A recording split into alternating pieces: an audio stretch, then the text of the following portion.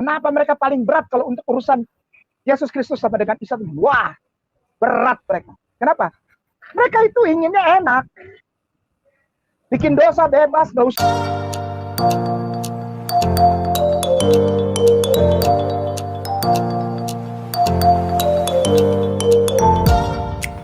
Halo teman-teman, berjumpa lagi dengan Brother Phil. Kembali kita akan menanggapi bangkai. Sekali lagi nama saya Kainama, saya biasa dipanggil Kay. Kali ini kita akan menanggapi pernyataan bangkai yang menjabarkan alasan kenapa orang Kristen tidak menyamakan Isa dengan Yesus. Sebelum kita tanggapi, mari kita saksikan poin demi poin dari pernyataan bangkai ini. Yang tadi Ade Aries bilang, dongeng itu, Yesus Kristus lahir di bawah pohon korma. Iya. Yang benar itu Yesus Kristus lahir di kandang. Ini asik ini. Yang pertama ya. Kenapa Kristen itu paling tidak mau dibilang Yesus Kristus lahir di bawah pohon korma? Karena kalau Yesus Kristus lahir di bawah pohon korma, berarti Yesus Kristus sama dengan pelan-pelan. Kenapa Kristen ya paling tidak mau disebut Yesus Kristus lahir di bawah pohon korma? Karena kalau mereka bilang Yesus Kristus lahir di bawah pohon korma, berarti Yesus Kristus sama dengan Isa Al-Masih. Mereka nggak mau. Oke teman-teman, kita berhenti sejenak dan kita akan tanggapi bagian yang ini. Sepertinya, tumben Ustadz Bangkai menggunakan logikanya dengan benar. Benar sekali, kenapa orang Kristen tidak mau menyamakan Isa dengan Yesus? Salah satu alasannya adalah karena Isa dan Yesus tempat kelahirannya saja berbeda. Kalaupun ada orang Kristen yang menggunakan kata Isa untuk Yesus, maksud mereka adalah Isa yang disalib, bukan Isa yang tidak disalib.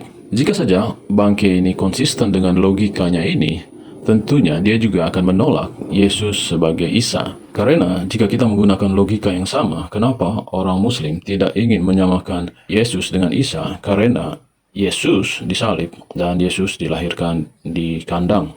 Kalau mereka ngotot bahwa Yesus sama dengan Isa, artinya apa yang dikatakan Al-Quran tentang Isa yang tidak disalib adalah bohong. Karena jika menggunakan standar Alkitab, Yesus disalib.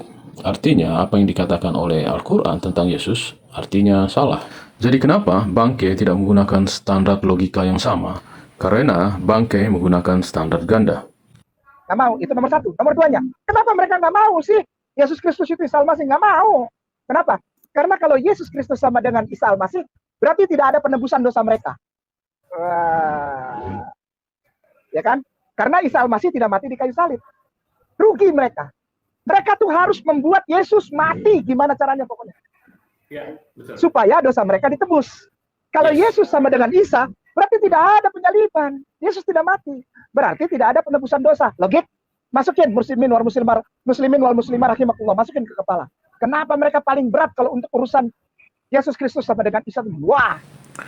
Oke teman-teman, kita berhenti lagi dan kita akan tanggapi alasan orang Kristen tidak mau terima Yesus sama dengan Isa jika Isa yang dimaksud adalah sesuai dengan cerita yang dibawakan oleh Al-Quran. Jika Isa yang dimaksud sesuai dengan cerita yang dibawakan Alkitab, orang Kristen tentunya akan terima. Tetapi, jika Yesus yang dimaksud adalah Yesus yang tidak disalib, tentu saja orang Kristen akan menolak.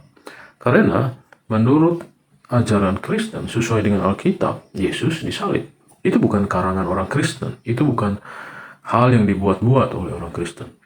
Tadi juga kita mendengar bahwa bangkai mengatakan bagaimanapun caranya Yesus harus mati. Itu bukan keinginan orang Kristen bahwa Yesus harus mati. Memang sejarahnya demikian, kenyataan demikian. Siapa yang teman-teman bisa percaya? Kitab yang datang 600 tahun kemudian yang berbicara tentang Yesus, atau teman-teman percaya kepada kitab yang masih seabad dengan Yesus? Jika kita tanya balik kepada bangkai, apakah Yesus yang dimaksud oleh bangkai itu adalah Yesus yang disalib? Tentu saja dia tidak akan mengatakan iya. Karena jika ia mengatakan Yesus yang adalah Isa itu yang disalib, dia akan bertentangan dengan Al-Qurannya sendiri. Di sini kita bisa melihat bahwa bangkai mencampur adukan segala sesuatu. Di sisi lain dia mengambil nama Yesus dari Alkitab, tetapi kisah yang digunakan dia untuk nama Yesus itu adalah kisah Al-Quran. Oke? Masukin muslimin wal muslimah rahimakumullah, masukin ke kepala. Kenapa mereka paling berat kalau untuk urusan Yesus Kristus sama dengan Isa? Wah, berat mereka. Kenapa? Mereka itu inginnya enak. Bikin dosa bebas, gak usah hitam, gak usah pakai hijab, ya nyanyi-nyanyi saja, tidak ada sholat, tidak ada puasa. Boleh makan kaki 4 semua, nanti lama-lama meja juga dimakan, karena meja kakinya 4. Ya kan? Gitu. Tidak ada konsep halal haram, tidak ada konsep Tuhan yang esa, tidak ada konsepnya aja, tidak ada. Tidak mau mereka. Ya. Tidak ada konsep untuk beribadah, untuk memperbaiki diri, nggak ada. Oke teman-teman, kita baru saja dengarkan bersama pernyataan Bangke yang mengatakan bahwa sangat berat bagi orang Kristen untuk menerima Yesus sama dengan Isa. Karena jika demikian, tidak ada penebusan. Dan oleh karena itu, orang Kristen tidak bebas berbuat dosa. Ini adalah tuduhan serius dari Bangke. Saya tidak tahu apakah waktu Bangke ini menjadi pendeta, kalau memang benar dia jadi pendeta, apakah dalam khotbahnya setiap pengajarannya dia mengatakan kepada jemaatnya supaya bebas berbuat dosa karena Yesus sudah tebus. Ini adalah penyesatan yang paling berbahaya yang dilakukan oleh Bangke. Mari kita membuka Alkitab kita. Apakah benar ketika kita menjadi seorang Kristen, kita bebas melakukan dosa dengan alasan dosa kita sudah ditebus? 1 Yohanes 3 ayat 8. Di sana dikatakan, barang siapa yang tetap berbuat dosa berasal dari iblis, sebab iblis berbuat dosa dari mulanya. Untuk inilah anak Allah menyatakan dirinya, yaitu supaya ia membinasakan perbuatan-perbuatan iblis itu. Jadi menurut ayat yang kita barusan dengar, bahwa jika ada orang masih tetap berbuat dosa atau hidup di dalam dosa, ia berasal dari iblis. Sebab iblis berbuat dosa dari mulanya. Jadi ayat ini sangat jelas bahwa kita diperintahkan untuk tidak hidup di dalam dosa. Setelah kita diselamatkan dari dosa, sangat ironis jika kita kembali hidup di dalam dosa. Mungkin ada yang mengatakan, kan dosa kalian sudah ditebus sama Yesus. Artinya kalian bebas berbuat dosa. Mari kita baca Roma 6 ayat 1. Jika demikian, apakah yang hendak kita katakan? Bolehkah kita bertekun di dalam dosa supaya semakin bertambah kasih karunia itu?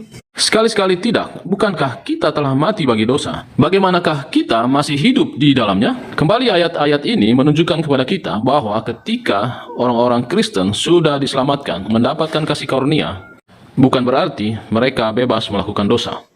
Justru kita harus meninggalkan dosa, sama seperti yang dikatakan pada ayat berikut. Efesus 4 ayat 22-24, yaitu bahwa kamu, berhubung dengan kehidupan kamu yang dahulu, harus menanggalkan manusia lama, yang menemui kebinasaannya oleh nafsunya yang menyesatkan, supaya kamu dibaharui di dalam roh dan pikiranmu, dan mengenakan manusia baru, yang telah diciptakan menurut kehendak Allah, di dalam kebenaran dan kekudusan yang sesungguhnya. Oke teman-teman, kita sudah mendengarkan beberapa ayat yang mengatakan bahwa kita sebagai orang Kristen harus meninggalkan dosa. Oke teman-teman, demikianlah tanggapan kita terhadap pernyataan Bangke. Semoga menambah pengetahuan teman-teman. Terima kasih untuk dukungannya. Tuhan Yesus memberkati. Sekali lagi nama saya Kainama, saya biasa dipanggil Kay. Yo, yo, yo, bro, pill in the house. Yo, yo, yo, bro, pill in the house.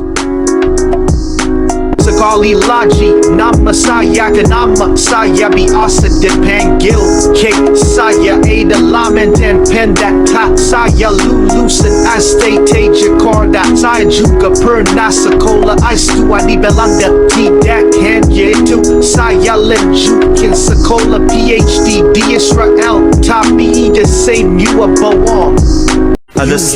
Dia adalah seorang pendeta sebelumnya yang menjadi mu'alaf dengan nama pendeta yaitu Agustinus Christoffel Kainama. Ya.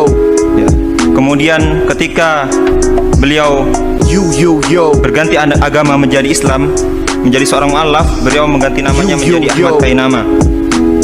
Beliau adalah seorang pendeta yang berpendidikan tinggi, yang bersekolah di S1 di Sekolah Tinggi Teologi Jakarta.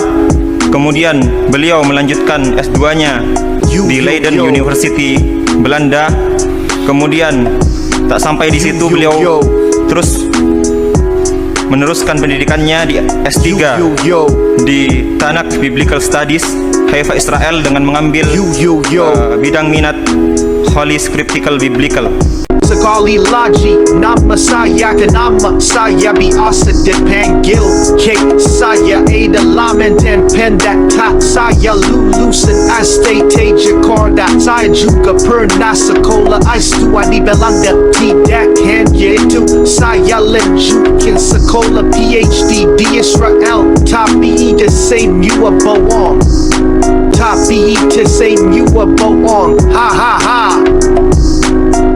Aku bukan mantan pendeta, tidak pernah sekolah keluar, aku tidak pernah sekolah teologi, tidak pernah tahu apa-apa. Halo teman-teman, ini ada fitur baru dari YouTube, di mana teman-teman bisa mensupport channel Pil Pahit dengan cara mengklik thanks seperti ini, lalu akan muncul pilihan jumlah nominal yang teman-teman bisa support. Setelah itu kirim, teman-teman bisa mengirim dengan berbagai aplikasi seperti yang ada di layar. Terima kasih untuk dukungan teman-teman.